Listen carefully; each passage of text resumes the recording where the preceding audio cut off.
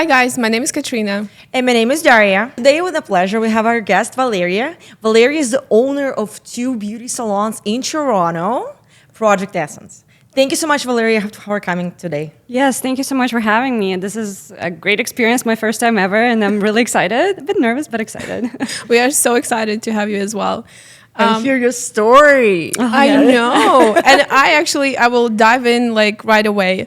So my first question is, you are not a beauty artist yourself, right? And you have 2 beauty salons. So how you ended up in this industry? Yeah, that's my favorite question. The hardest one to answer always, because I feel like I still don't know the full answer, but rewind a bit back, like I moved to Canada about 13 years ago or so for school, and then later I wanted to immigrate here and stay here and like find myself, look for a better life, and then I went to school for political science. I thought, interesting, maybe I'll work for the government, easy, chill job, and look where I am now. But anyway, so I wanted to break into law field and eventually go to law school. So I worked a couple of law firms for a few years, applied to law schools, and I was waitlisted and denied twice. So after that, I was like, okay, that was my plan A. I don't have a backup one. I thought this would happen.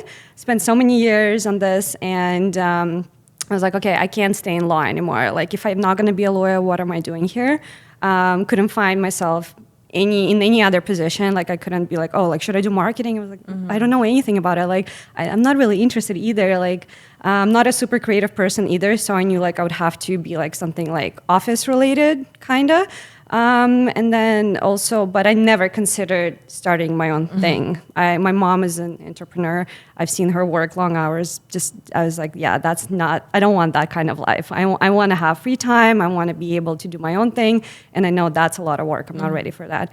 But then after a couple months of searching, minor depressions, and I was just with my partner back then. We were just talking one evening, just like having a glass of wine at home. And we were like just talking about like, what can I do with my life? I'm getting bored. I need to figure something out. And I threw this idea randomly. I was like, you know what? Like, I'm so tired of going and doing my nails at either a place that looks really good but the quality sucks, or the quality is great but I have to go to someone's house that's like 2-hour drive away from me. Why can't there be both? And he's like, well, why don't you make one? Like, you're a pretty strict critic when it comes to like customer service and stuff like that, which is true. I'm very, very picky with restaurants, hotels, salons, for sure. And then, yeah, so next day I woke up and I decided, okay, let's do market research. Let's go to every place I can find and see how doable it is. Like, what can I do differently? And that's just how it started. So like, there was no big moment like, oh, okay, I'm going to open a salon. Let's get to work now. No, it was just, let's try it. And then 7 months later, I got the keys and we started doing renovations pretty much. Yeah, so zero experience in business before, not even remotely close education, zero experience in beauty. I still can't paint nails. Like, I've tried, I'm horrible at it. Like, I cannot do anything. But it's all from here. Yeah, it's the vision, it's the managing the team, managing the people, working with like other people and creating ideas and making sure they come into life. That's what I'm good at, and that's why I really, really focus on finding the best team members so they can do their job while I do my job. And I really don't believe anymore that you have to be the best at that profession in order to run the business. I actually think sometimes it gets in your way, gets into your head. So I see a lot of things from the customer perspective, and I think that's not like a very classic approach usually. But yeah, it just happened. I saw the need. I saw that there's like no place that I would enjoy going myself to. It could be either or, but it was never together. Like the customer service and quality, it was never together in one spot. And it's like, I'll create one, and I'll create one not just for like our people, Eastern European people. A lot of places do that, but I will bring it into the Canadian masses. And yeah, and that's just how it started, like a business plan, research, looking for a place. And as soon as I got the keys to the place that we found, our first location in Ossington, that's when I quit my job and went into renovations. And after 2 months of renovations, we opened our doors. Oh, that's so fast. Wow. Yeah, it was really fast. Yeah. I had to. No loans, it was all my cash. I have no partners, no investors. every day that I wasn't making money, I was losing money. So I had to make it as quick as possible. What was the hardest part like during this? Because like you were not an expert, right? And you were saying that you were coming from completely different field. What was like the hardest part in all of this, like in your startup? In the beginning, it was hard to, first of all, honestly, the hardest part was to talk to yourself and like be, okay, you can do this. Like there's no need to be scared, even though like everything I was doing, it was for the first time. Like I was getting a license for the first time. I was registering the business, finding an accountant, all of those things, like interviewing people. I've never managed anyone before. And I feel like I was more nervous at my first interviews than the people I was interviewing. So everything, like every single thing was new to me. And it took a lot of like kind of conversation with myself to make sure that I like don't give up and I don't get scared, don't like startle in the beginning. But also just kind of believing that it will work out, because you don't know. Like the first day we opened our doors, we had one client, and then the next one I think we had 0, and now we're pretty much fully booked. So that was terrifying, but I had a big support group. It was like my partner, my family, my friends, like everyone participated. And that was really, really amazing. Plus, again, the fact that I was like short on cash, I had to move. Like I didn't have time to, get sad or scared.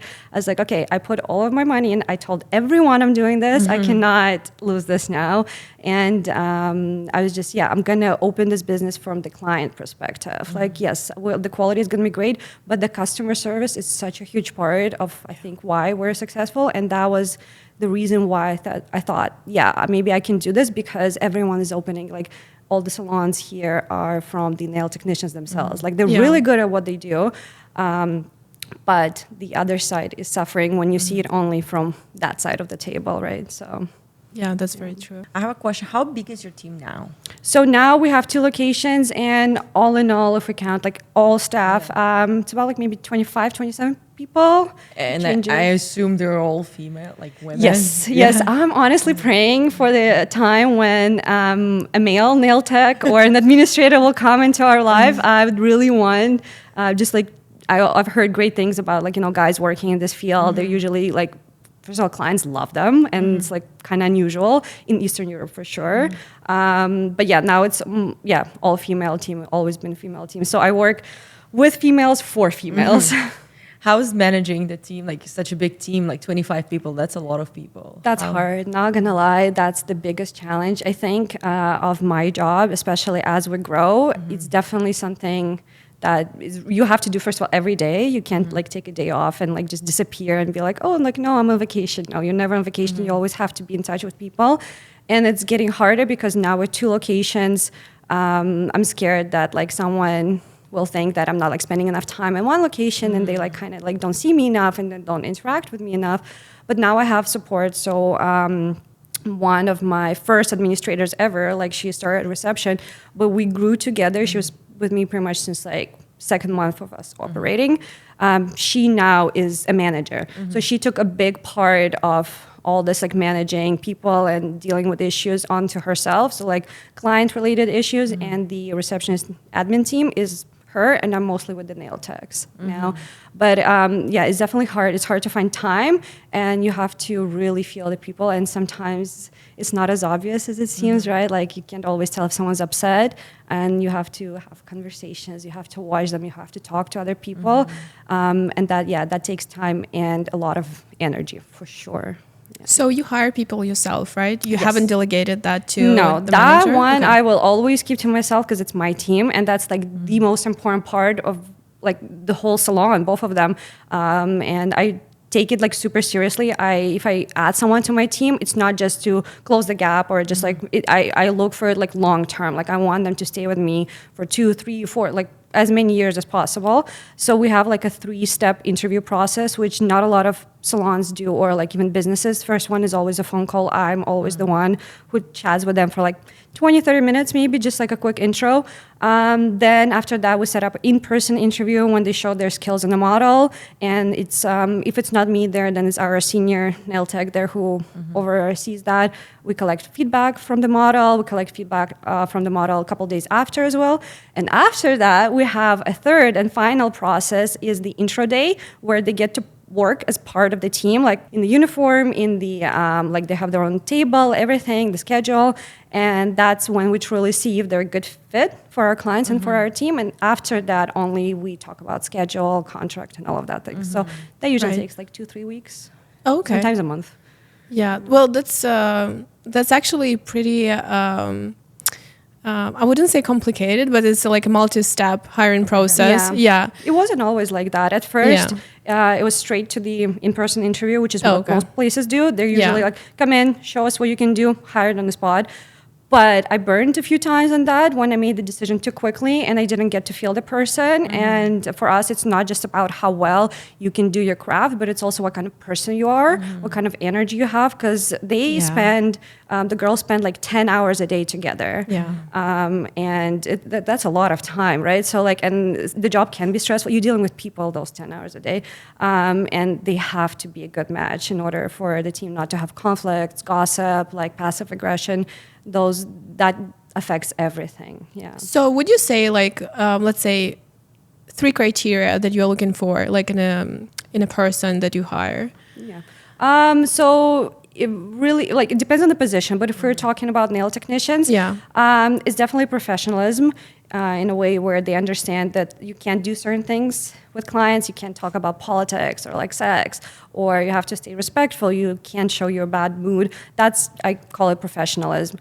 Then also you have to be a team player for sure. Like you have to, if someone like gets sick and like something needs to happen, we need your help. We like want people to come through because when that happens to them, we always come through. Like if something like happens in their life that they're like, oh, I can't make it to work and they have like a full schedule, of course, we'll figure it out. But we have to like, it has to be both ways. It can be one way. So definitely being a team player and just understanding like the needs of the clients of salon and your colleagues as well. And obviously being a good at your job, do really great nails, because if there is no quality, if it's not there, if you don't understand at least the basics, we can teach you, we can explain a lot of things to you, and we do that. But if you're just like too stubborn, you're like, no, I know everything, like I'm the best.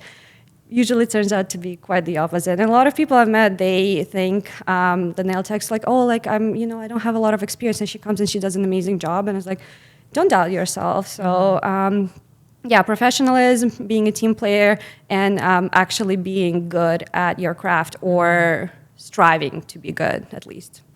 Do you do trainings? Like, do you have in-person trainings? Like, and do you do it in-house or do you hire for some like from outside? We recently, not from the beginning, because we were like a little bit too small for that. But now, as we have more team members and more people come on the team, yes, we do trainings in-house. It's always done with our nail techs. So there's a couple services that a lot of nail techs don't know how to do. So we always teach them how to do those in-house. And sometimes if they need like just to kind of get a little bit better, maybe like a little bit faster, we don't teach like from the bottom. Like if someone has never done nails, we can't really be like, okay, we'll teach you everything. That's like education business. That's completely different.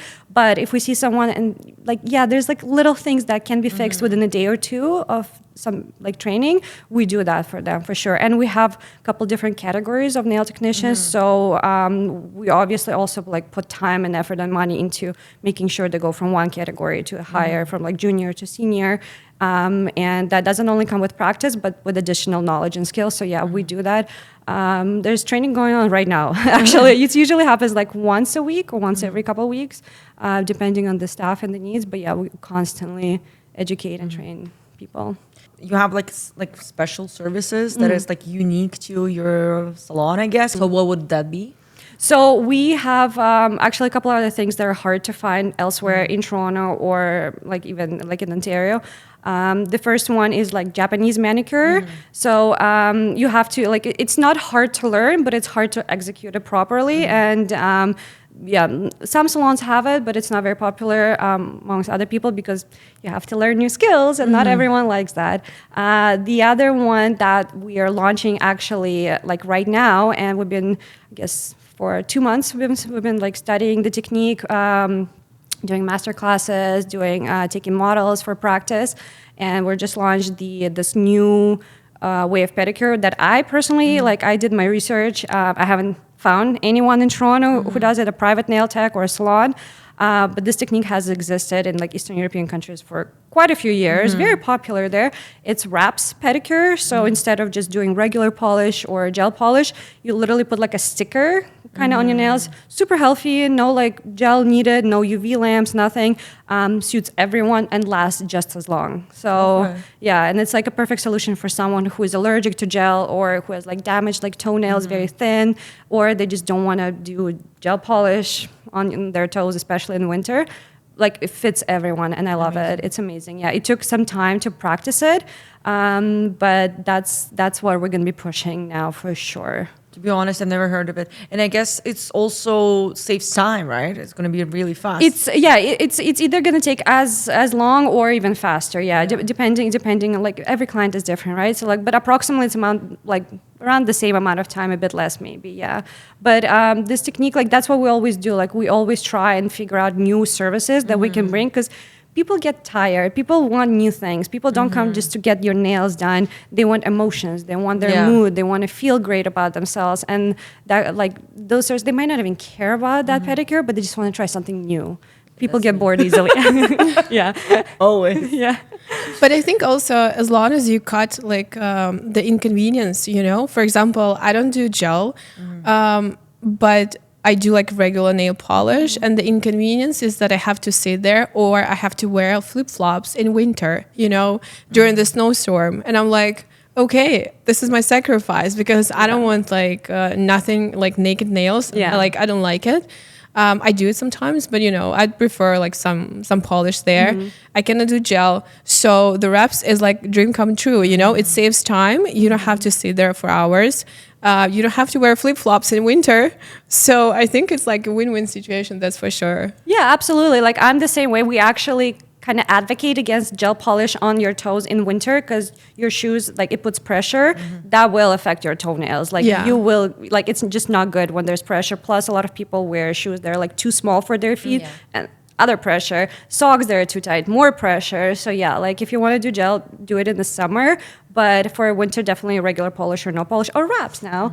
But it's great. Yeah, no drying time. Put it on, get out. Like you don't need to wait anything. And you can remove it yourself at home with acetone. Like you don't need to go back to the salon like with gel or you have to like, you know, like people to drill it off. No, there you can remove it at home. So yeah, that saves time and money actually in the long run. And the cool thing about it is that there's like designs on those wraps. So it's not just like black or white or green, not just one color. You can get like zebra, like or like animal prints, flowers, whatever you want. So that's also pretty cool. Yeah, that's awesome. I also want to ask you about your hiring process for the admins because it should be probably it is a completely different process. And like, are there any specific characteristics that you're looking for in admins and admin staff? For instance, can you give any advice like for people who are looking, you know, to expand and what to look for in that person? Yeah, absolutely. So that's a great question, actually, because I think the reception front desk part in this kind of business is often overlooked, and everyone thinks it's only about the nail technicians or like brow artists, lash artists, doesn't matter. And it doesn't really matter who sits there and answers the phone call because anyone can do it. Wrong. No, absolutely wrong. They're just as important as the people who are actually doing like the beauty services. And it's extremely careful. Like you have to be extremely careful, like finding people there. Not only because they have access to like a lot of information, like the client list, money, and stuff like that, but because you need to make sure that they're not losing you money actively, right? Like there's a big difference when you can just pick up a phone call and be like, "Yeah, we're fully booked today. Sorry, no spots." No, actually, let me put you on a wait list. Let's see. Maybe I can move a couple things around. Let me grab your phone. Like, there's a massive difference. And so you don't just pick up the phone or answer text and like book in people. You have to sell. You have to know the industry really well. You have to know your team and our services really well. And you have to sell. Like, you have to upsell. You have to cross-sell. You have to convince people who are hesitant. So for our administrators, English is a must. Like, you have to speak perfect, nearly English at least. If that's not there, like that's just not gonna, it's just not gonna work out. Yeah, 80% of our clients are English-speaking clients, so that's a must. have to be very organized. Ossington location can get very, very busy. A lot of people can come in at the same time and leave at the same time, so you can't get stressed if there's like a lineup for a checkout or check-in, and you can't forget, like, bring coffee, you need to answer the phone call, you need to do this, bring the coat, like bring the nail polish. You have to be definitely like, time management is, like it has to be perfect. And also, yes, you have to like people. Some people go into this profession and they're like, I'm actually an introvert. I was like, so what are you doing here? You work with people, for people. You have to love people. Like, there is no way. And I was, when it first started, it was me and 5 nail techs, and that's it. In the first 2 weeks, 2 of them, one got 5 fired. nail techs, that's a lot, girl. Yeah, You know? I had to. The space is big, so I had to make sure that the rent is met. So, at first, usually people do like 1 or 2 at first, but I was like 5. But then 2 weeks later, I only had 3, and then it just, there it goes. People come and go, and like, well, usually they come. But yeah, and I was the administrator. I was at the reception. Didn't have the budget for another person to work there. And honestly, I needed to do that. I needed to experience the customer interaction. I needed to see who are our guests, like what do they want? Like, I need to explain the service and sell. After 2 months, that's where my now manager came in as an administrator, and then we hired more and more and more. So now we have 5 administrators at 2 locations. So yeah, some of them work like 3 days, some of them work 4, and so on. And we also actually are going to do training for them next week as well, in terms of, again, chatting about our services, make sure they understand inside and out everything about the products we sell, the things we do, so they can provide the best recommendations and sales techniques for sure.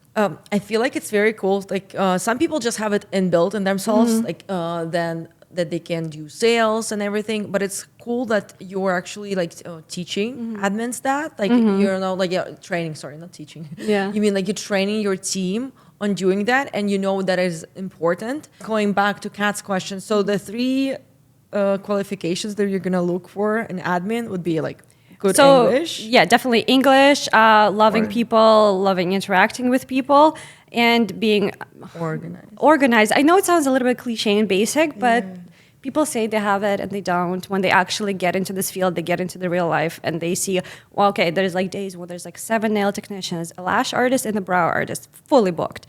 And that's about, in a 10-hour day, that can be about like, I don't know, maybe like 40 people. So that can be a lot, right? Like, they come and go and they need things while they sit.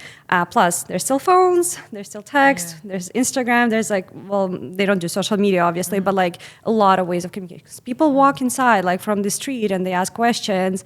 So, we had a couple people who were just like, I can't do that. That's too much. Yeah. It may sound like a little bit stressful, but also sometimes there are people, that will add up to that stress, like nightmare client or nightmare like technicians. I don't know. Have you ever had like any experience, like, let's say, with the client and maybe an employee that you were saying, oh my God, this is a nightmare? Did like every month, week, day, I don't know, all the time. Well, it depends how you define nightmare too, right? So it's like, obviously there's been like extreme cases in both sides, like with the staff and with the clients. Not super extreme, but a little bit absurd. A couple of days ago, I got like a really bad review on Google, and it started with, the manicure was great, but I was like, how do you give 1 star if you say the actual thing that you came in for was amazing? She thought that we're treating her differently because the administrator forgot to ask if she can take her coat and hang it in the back, and everyone else got that. That's all. That's the only reason why I was like devastated. I was like, come on, like, and that was the day when there was 7 people working and we were fully booked. So yes, she forgot. Yes, we apologized. We reached out to her. Obviously, I always respond to every single review myself. We always talk about every single like piece of feedback we get, negative or positive. And she wasn't willing to talk. She's like, yeah, there's nothing else to talk. But then 5 days later, she gave a 5-star review to the salon right across the street. So I don't know, coincidence, maybe not, but things like that happen every day. And like, I try not to get upset about it because that will affect my mood. If I come to work upset or angry, it will spread. The team will get tense. They will get nervous. Like, I always have to be happy. So yeah, things like that happen. A pretty extreme one was then, like, it usually gets extreme when it doesn't get resolved in one day, when it lingers, when you need like multiple phone calls, multiple texts, like multiple things going on. It's usually with first-time clients, like our loyal clients, they usually tell us right away if there's an issue, but it's usually people who don't tell us right away, who wait like until the last moment, and then they demand the world. And sometimes like client terrorism can happen, that's a thing, but it's like extreme cases not that common, but it happens. Like our guests are actually really, really amazing. I'm very lucky. Like there's a lot of days when like just everyone is just like super sweet, because at the end of the day, all the administrators, they write in like a group chat how their day was, like was it stressful, was it good? And there's a lot of days, especially lately, when they're like, all the clients are amazing, they're so sweet, chatted with everyone, great mood, blah blah. But yeah, so that's with the clients. And with people who I work with, yeah, there's been unfortunate cases. I hate firing people. Like, I don't like doing that. I don't like confrontation. Like, I will wait until the last moment to do that. The first person I had to let go, I was really nervous, but there was like massive reasons for that. And it was like first maybe like 5 months of us operating. She didn't really expect it, but I tried to do it as nice as possible. We had a conversation, sat down, I explained everything. Like, I was like, sorry, this is just not working out. Like, I can't really do this. She hugged me, she cried me, she thanked me. And then once she got her last paycheck, she bombarded our Google Maps page with fake reviews, saying that I don't pay her money, saying like all those things. Eventually, Google removed it. Then her boyfriend made a TikTok about me, mentioning my name, showing screenshots, saying that like, you know, like I don't care about my people, blah, blah. So that was like a little bit of like conversation going about like how to deal with this damage. Like it wasn't massive damage. Like she couldn't really do much more than that because I didn't do anything wrong. But yeah, the Google removed the reviews. Like I sent her a cease and desist letter. I was in law and people forget about that. So I know my rights really well. Like, and I know how to make sure that there's no loopholes around like things that I do. So yeah, and after that, like that kind of stopped. But it turns out that like she moved to another province.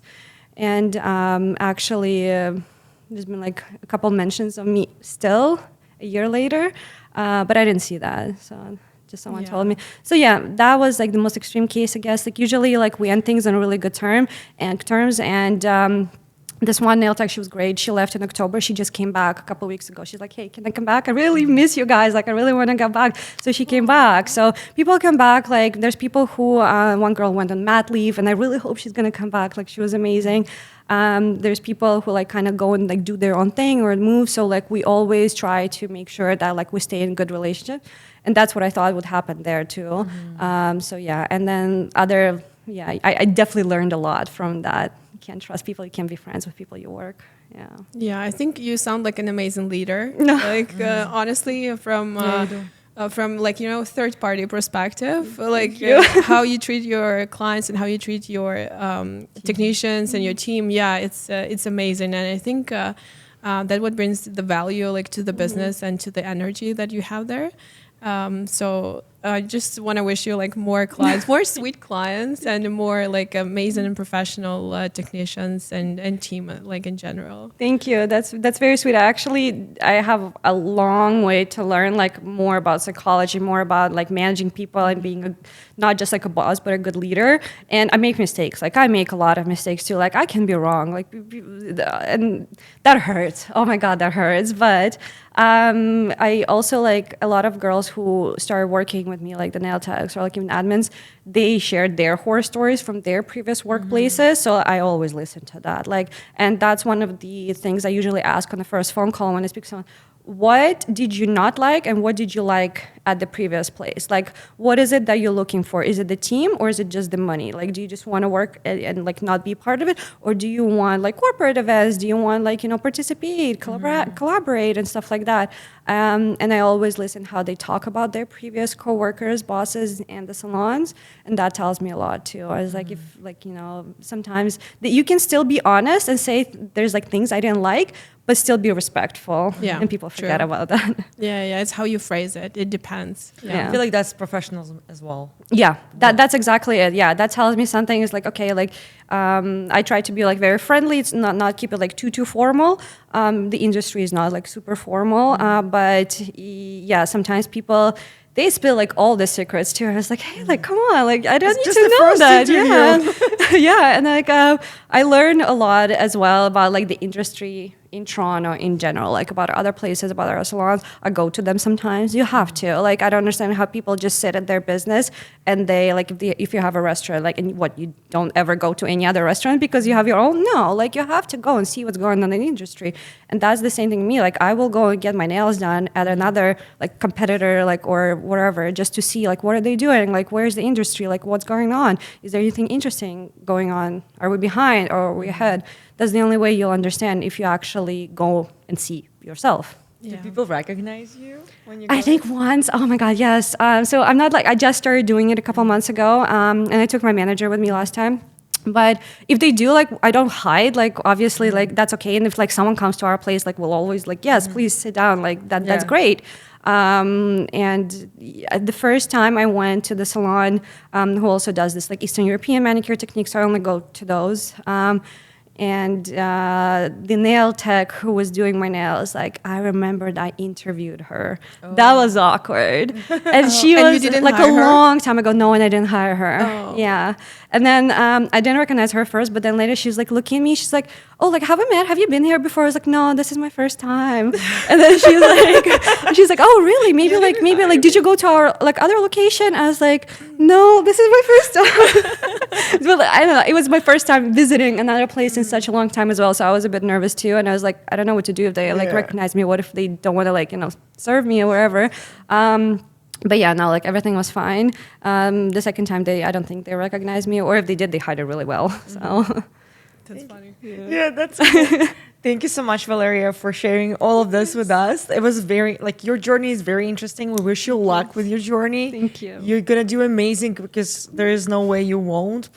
Everything proves that you will be doing amazing because, like, you didn't have any clue about the industry. You just opened the business. You didn't know how to manage people. You didn't know what the business is like. And now look at you. It's Yeah, just you're amazing. Come on, guys, you're gonna make me blush. But thank you so much. It's really nice to just chat about those things that are going on behind the scenes, because our clients don't know that, and they don't need to know that. They just want to come, relax, and chill. Yeah. But it's nice to get it off my chest sometimes. Not gonna lie. Did you like? All done? Yes. Congratulations. Да, время пролетело 3 секунды. Класс. Вообще. Я в шоке. Очень easy, да. Not so stressful. Да? Не, ну вы, с профессионалами всегда easy.